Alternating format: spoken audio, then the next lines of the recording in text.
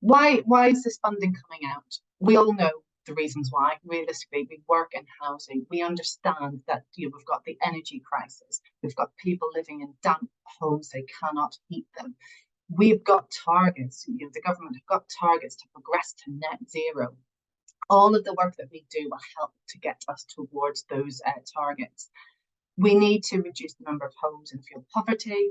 The graph on the right-hand side there, I think is really, really interesting. That shows the heat loss from our homes over a period of time. We have got some of the most drafty, inefficient homes across Europe. It's really bad. And then we've got high energy prices as well. So the more we can do to retrofit the homes, the more that's going to help our tenants. So thinking about their long-term health and well-being. Housing associations, local authorities, combined authorities, you guys are all in our targets. People who we feel have got, or we feel that we know the department knows got homes which don't meet the EPCC target, and this is where you can jump in, get that funding, and hopefully then improve those homes and support your tenants. The one thing that's why it's the little box on the right hand side is, of course, that if you have been successful under Wave 2.1, you cannot then apply for 2.2. I'm expecting the participation numbers to suddenly just drop off. But before you leave, just bear in mind, if you have been successful at Wave 2.2, it would be great. So you're then leading the sector. It would be great if you could potentially be a consortia lead to help support within your area other housing associations who are maybe just taking their first step into retrofit. So we'd love to hear from people who are sort of going, you know what, we've done loads, we could really support others, be a consortia lead. Please do let me know if that would be viable for you. So it's a range of people who are eligible and other criteria also are required. So in terms of the key differences, you can see there on the slide, we've still got that minimum bid size. Now, ideally, you want to have a minimum bid size of 100, but there's very much an awareness that some housing associations, local authorities don't have 100 homes that you can target. Either they've already been upgraded, or it's a very small stock size, so you don't actually have 100 homes eligible. That's where we're looking to create those consortiums where possible. However, if it is not possible, if you've made every effort to join a consortium, it's just not possible, you can submit a smaller bid. But if you reach out to Turner & Townsend, we could help link you up with other smaller local authorities or housing associations and see if a consortium can be formed. Landlords, so I've already touched on that. So landlords who were successful in Wave 2.1 secured funding, you cannot apply for Wave 2.2 funding for your stock, but you can be a consortia lead and support other people. The stock, you cannot use any houses that have been previously received funding under previous waves, and that's crucial to make sure that we're not using that funding again, or using funding again to improve homes that have already been previously improved. Low carbon heating, so there is a change in the guidance, so it really is a fabric first approach. So it's worth, if you are looking at doing low carbon heating, just giving us a shout and talking through. And as I've already mentioned, PAS 2035 is the new guidance must be adhered to. The actual framework I want to talk a little bit about today is the GFP framework. It's the Greener Future Partnership. This is a consortium of 5 landlords. They come together just over 2.5 years ago to collaborate as a collective in regards to all things green. So that was not just about frameworks and social housing decarb, it was decarbonisation across not just their portfolio, but their buildings, their whole carbon footprint. And then there's a collective sharing good practice in regards to what, where and how they can individually and collectively deliver on those goals. As a collective, they've got 300,000 homes in management, which is 9% of the social housing across the whole of England. 47,000 of those homes are below a C band, so which is their obviously key target at the moment on the run up to 2028, which is one of their strategies to be above C, and for the other 4 is 2030. Their focus is on a shared voice, shared vision, and as a collective feel that that gives them more strength, particularly where they are challenging some of the decisions being made by government at the moment and previously, and I'm sure in the future. To give you a little bit of flavour in regards to social housing decarb, they delivered 5.2,461 homes under Wave 1.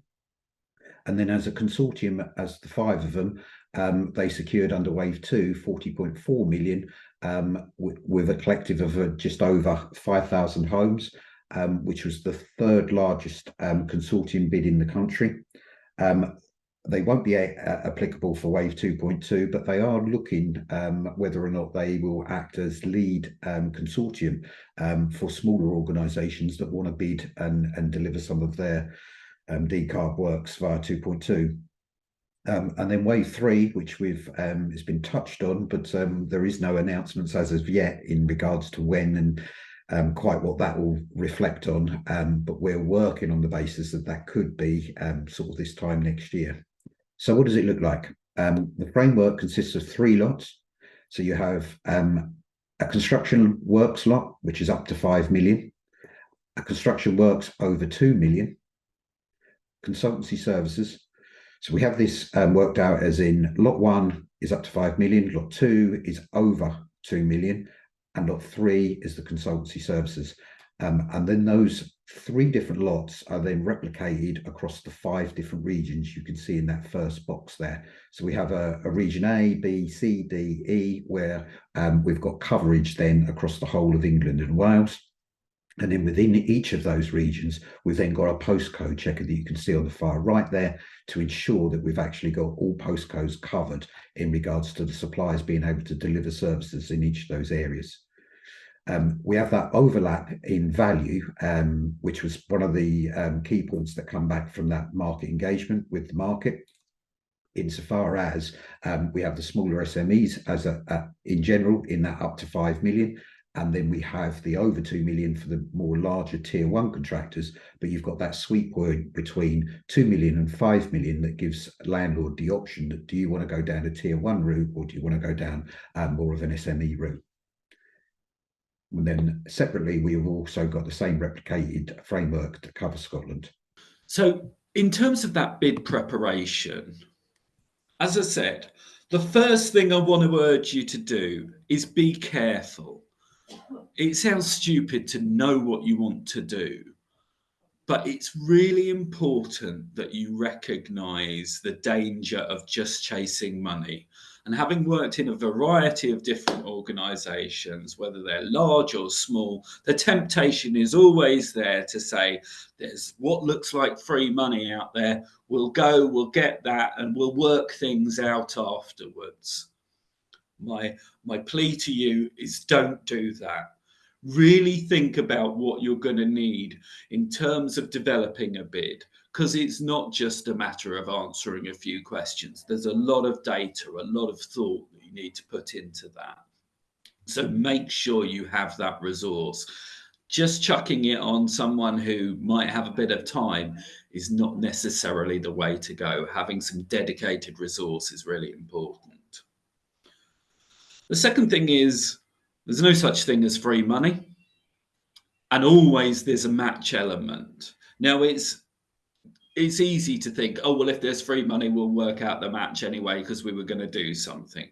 I would urge you to really think about that. Think about your budgets over the next coming years. Make sure that what you're talking about in terms of that match has been properly budgeted for now, because what you don't want to be doing is be successful and turn around and say, oh, well, actually, we haven't got half of the match that we said. It will create issues for you in terms of if you want to progress with delivery. And obviously, there's reputational issues for you. I suppose there's 3 key considerations.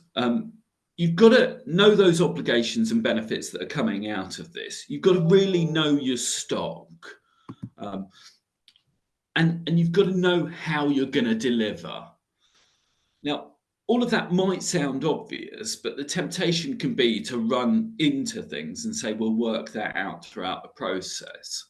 my urge to you is spend time really understanding that stock as much as possible. Ensuring that you've got the people around to support that is also a key part. So it's all very well, you can run off a list of your stock, look at the SAP rating, say we're going to do that. But actually you need to understand the condition of surveys, how good your data is.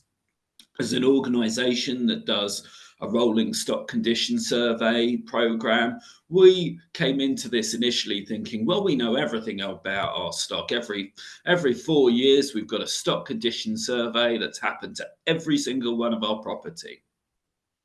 What we very clearly found through the first wave was that actually there are all sorts of errors, inconsistencies that when you plug it in to a program like Parity, get lost and cause all sorts of distortions and things.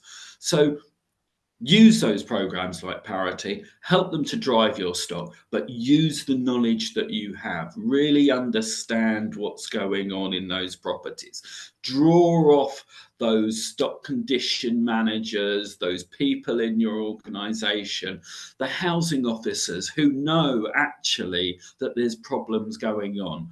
Don't forget to use that to inform what you're going to do for your bid, and potentially to exclude some of those things that, given a very tight timescale for Wave 2.2, you might want to just focus on that you're more confident that you can deliver.